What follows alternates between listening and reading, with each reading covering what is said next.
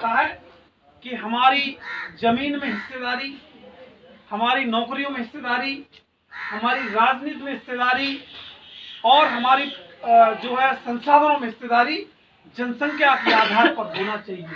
ये बात बाबा साहब अम्बेडकर ने 1952 में ही कह दी थी कि जिस दिन भारत का संविधान पूर्ण रूप से लागू हो जाएगा उस दिन देश के ये सारे जो मैंने डाटा बताए आपको बराबर हो जाएंगे। फिर प्रत्येक घर की आमदनी उस समय में सन 1952 से लेकर 62 तक, 10 साल का ये कह भी दिया था कि हम 10 साल में इसको लागू कर देंगे। उस समय में एक घर की आमदनी 60,000 रुपए होगी।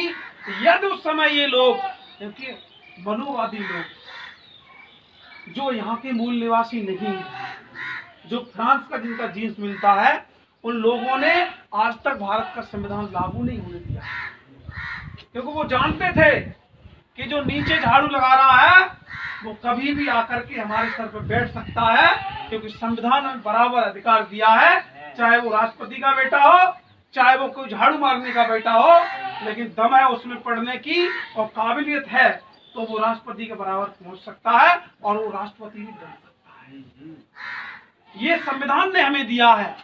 लेकिन वो ढोल गमार पसुनारी और ये कभी क्या चल रहा है, तुमने देखा होगा दोहा, ये दोहा चल रहा है। इसका मतलब यही है कि जो गमार है, जो कम पढ़ा लिखा है, जो व्यक्ति जिस लायक है वो वही रहना चाहिए।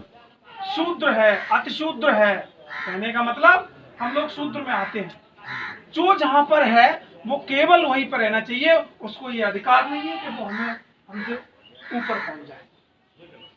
ये परंपराएं हमारी रामायण के अंदर हैं। मैं रामायण का विरोध नहीं करता, लेकिन कुछ चीजें ऐसी हैं जो संविधान को काट करके लोगों को इस तरह इधर छोड़ दी जाती है और हम बड़े प्रेम से उसको समझते हैं और उसका प्रचार प्रसार करते हैं। उसमें एक शब्द पे अभी जिक्र चल रहा है स्वामी प्रसाद मौर्य के बीच, देखो, ताड़ना।